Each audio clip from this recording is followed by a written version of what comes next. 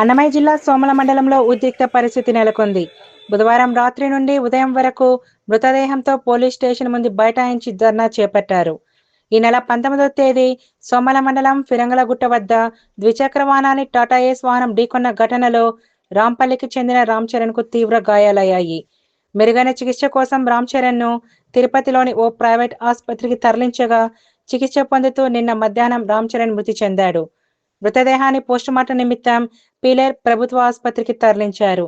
అనంతరం తమకు న్యాయం చేయాలని బుధవారం రాత్రి నుండి ఉదయం వరకు మృతదేహంతో బంధువులు సోమల పోలీస్ స్టేషన్ ఎదుట రోడ్డుపై బైఠాయించి ధర్నా చేపట్టారు. కిలోమీటర్ల మేర వాహనాలు నిలిచిపోవడంతో ట్రాఫిక్ అంతరాయం ఏర్పడింది.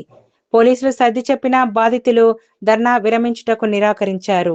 పీలేర్ ఎమ్మెల్యే పెద్దిరెడ్డి ద్వారకనాథ్ రెడ్డి ఘటనా స్థలానికి చేరుకొని మృతుడి తల్లిదండ్రులకు సర్ది చెప్పి తమకు న్యాయం జరిగేలా చర్యలు చేపడతామని హామీ ఇవ్వడంతో ధర్నా విరమించారు.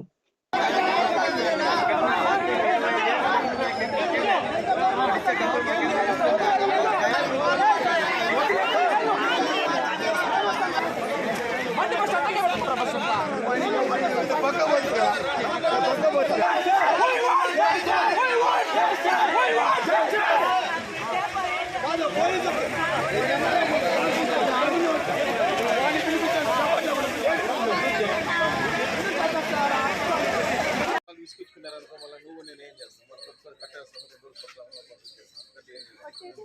కాదు నేను చెప్తాను నీకు వెళ్తలేదు నేను మాట్లాడిన ఆల్రెడీ భాష కదా మాట్లాడినా వేరే వాళ్ళు చూసుకున్నా ఇంకోటిగా నేను సార్ ఇన్సూరెన్స్ కానీ అసలు లైసెన్స్ లేదు ఇలా ముందే ప్లాన్ చేసుకొని లైసెన్స్ అందులో ఇది తాగినారని చెప్పని పెట్టినారు. తాగినారని చెప్పిన డ్రైవర్ వాళ్ళు ఇన్సూరెన్స్ ఇవ్వడం డ్రింక్ అండ్ డ్రైవ్ పెట్టారంటే వీళ్ళకి అది ఎంత చెప్పినా డ్రంక్ అండ్ డ్రైవ్ ఉంటుంది. నేను అది పెడితే ఇన్సూరెన్స్ రాగరా బాబు అంటే ఎన్నో అయిందో అదే చెప్తాను దానికి కంప్లైంట్ పెట్టిస్తాం వాళ్ళ కానీ ఇచ్చిస్తాం డబ్బులు ఎంత చూపిస్తాము మళ్ళీ కలితే సార్ ఇవాళ ఎమ్మెల్సీ పెట్టినారు సార్ నిన్న ఎమ్మెల్సీ కేసు పెట్టినారా? ఆల్రెడీ ఇంటిమేషన్ వచ్చేసింది మామ ఆల్రెడీ